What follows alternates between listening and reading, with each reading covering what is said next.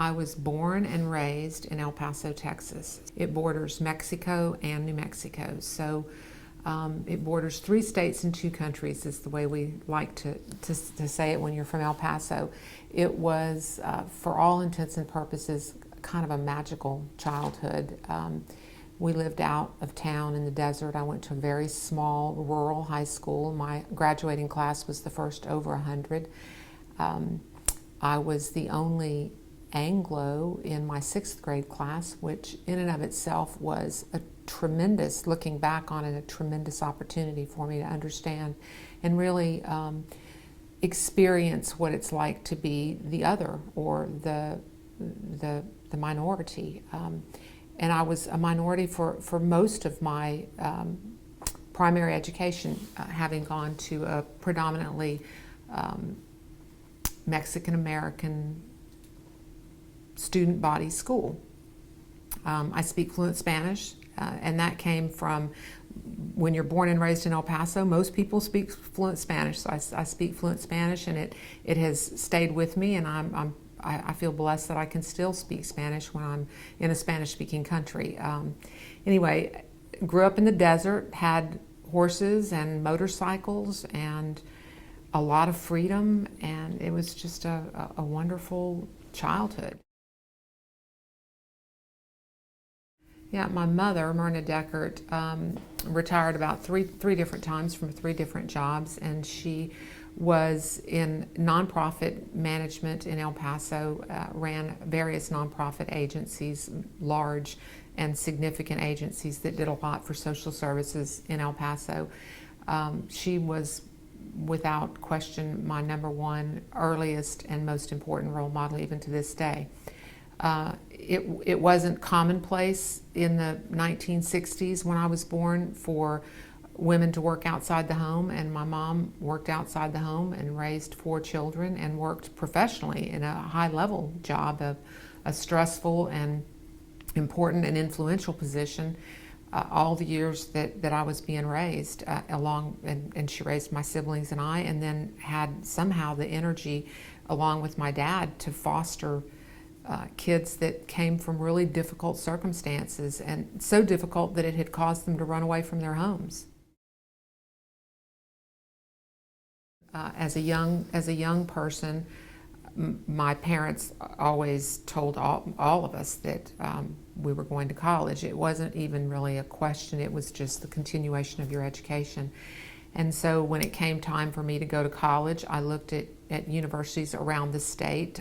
I went to North Texas State University right out of high school for 3 semesters, and then transferred to the University of Texas in Austin, where I graduated. Took a job with Dow Chemical Company, and Dow Chemical moved me to Baton Rouge, Louisiana.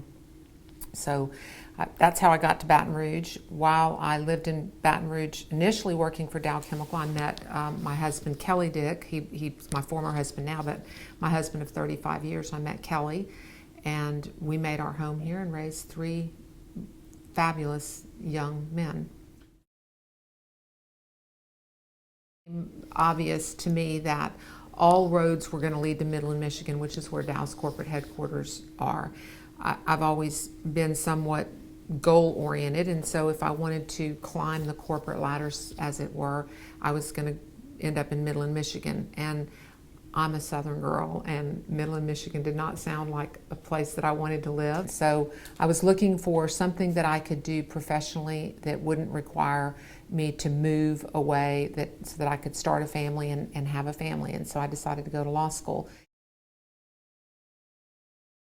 After I graduated from LSU Law School in 1988, I went to work for what I would consider a large firm for Baton Rouge standards. At the time it was called Gary Field, Landry and Dornier. They subsequently merged with a much larger multinational firm. Before they made that merger, I worked for them for about 5 years and was mentored by some fabulous lawyers and taught how to practice law.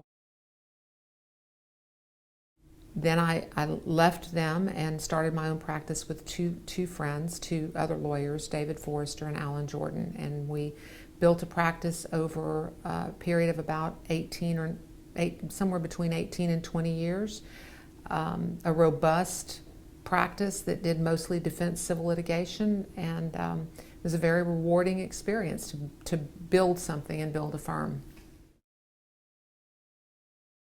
I was married for 35 years to Kelly, and Kelly and I raised 3 sons, Kelly Jr., Barrett, and Austin. They are now married and have started their own families, and they are my pride and joy and just the most important thing in my life. Before I became a judge, I had 2 businesses other than my law firm. One was a lampshade slipcover that a friend of mine and I invented and patented and marketed. So we went to various trade shows and markets, but probably the most interesting market experience that we had was that we appeared on QVC. We were also interviewed for another show that Kelly Ripa was going to do that ended up not going, but we were in Southern Living magazine, and we were one of Oprah's picks for one of the Christmas seasons. It was quite fun. I had a second business, which was a jewelry business that I started with my best friend, and we had made some jewelry, and people asked us where we got our jewelry, and we said we made it, and then pretty soon we were making it for friends, and then we were having little home shows, and then we decided, well, these designs are popular, and let's just start a little business. So my friend Amy Howe and I started a business called Grace George. It was named after my grandmother. And then when Amy needed to leave the business to make money, because again, the business was not particularly financially successful, my sister joined me in the business, and we did that for another 3 or 4 years, and then ultimately discontinued that, but I still enjoy making jewelry and designing jewelry. I was encouraged by friends and colleagues to submit my name to the senior senator at the time, who was Mary Landry. And after consulting with family and other friends and business colleagues, I decided to submit my name to the senator for consideration. One thing led to another. Senator Landry's office called and asked if I would meet with her vetting committee. And so I did. I met with her vetting committee, and after some series of meetings, both with her vetting committee and also with the senator, Senator Landry submitted my name along with the names of 2 other local lawyers for consideration by President Obama. At some point, I received notification from the Office of White House Counsel that I was going to be the president's nominee, and thus began the process of Judiciary Committee, etc.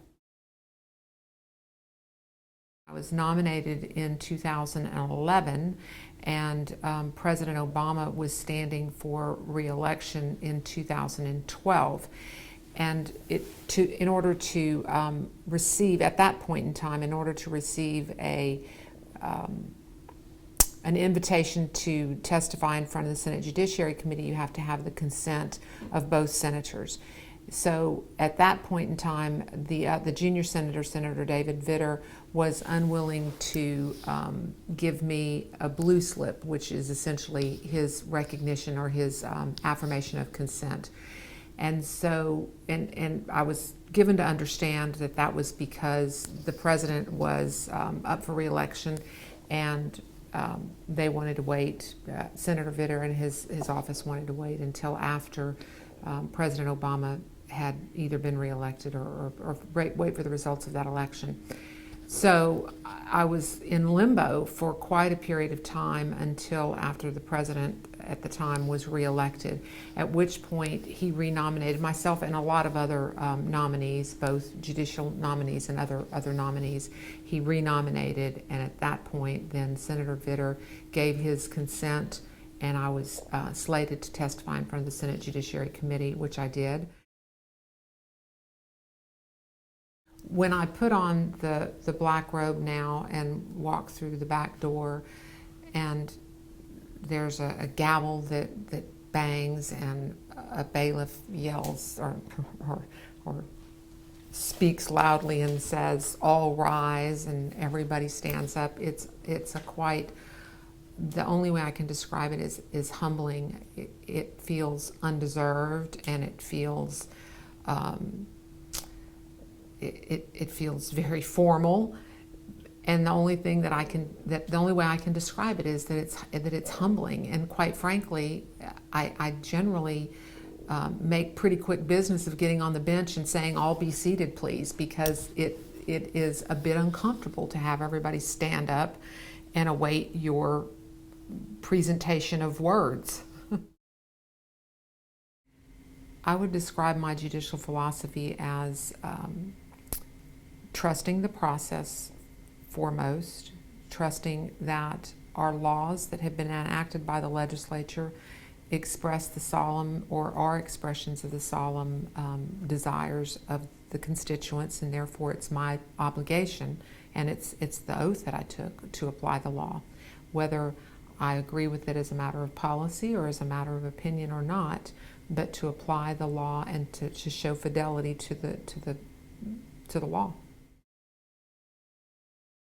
I was asked by some voters and various voting interest groups to issue a preliminary injunction on the congressional districts in Louisiana, and to essentially order that there be a second majority black congressional district. After hearing evidence for about 10 days, I ruled in favor of the plaintiffs and ordered the legislature to go back to the redistricting process and redraw the congressional districts to include a second majority black district. I felt like, or I decided that that was the legally required remedy under existing prevailing U.S. Supreme Court precedent. The plaintiffs asked for a stay in the Court of Appeal. The Court of Appeal denied the stay, and then the plaintiffs asked the United States Supreme Court for a stay. The United States Supreme Court issued a stay of my ruling pending a decision of a very similar, very closely similar analogous case out of Alabama that was presently pending in the U.S. Supreme Court. That case has now, the Alabama case has now been decided, and the U.S. Supreme Court today lifted the stay on the Robinson case, the Robinson versus Ardwan, which is the state case here in Louisiana, lifted that stay, and so now it returns to the Court of Appeal for a review of my ruling, and then whatever happens depending on what the Court of Appeal decides.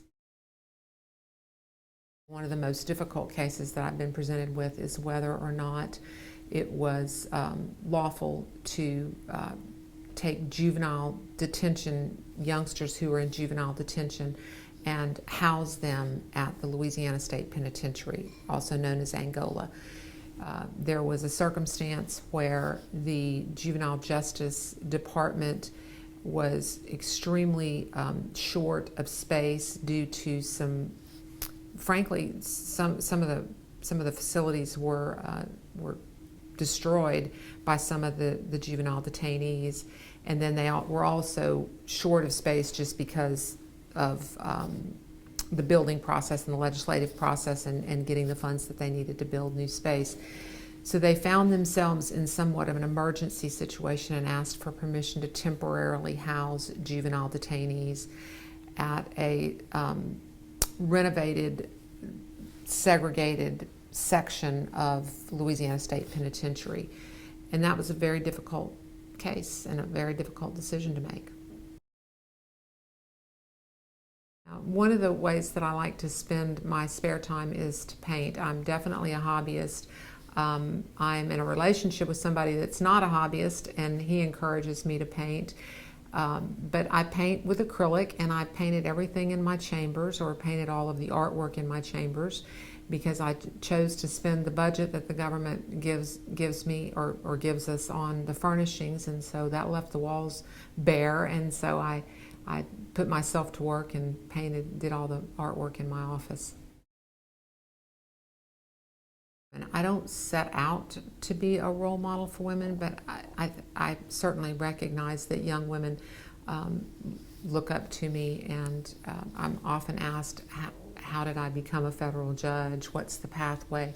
So those kinds of questions from young women tell me that they see me as a role model, but I don't that's not necessarily my objective. After I retire and ride into the sunset and retire to my garden and my painting and my dog and my partner, I hope that I will be remembered as fair and compassionate.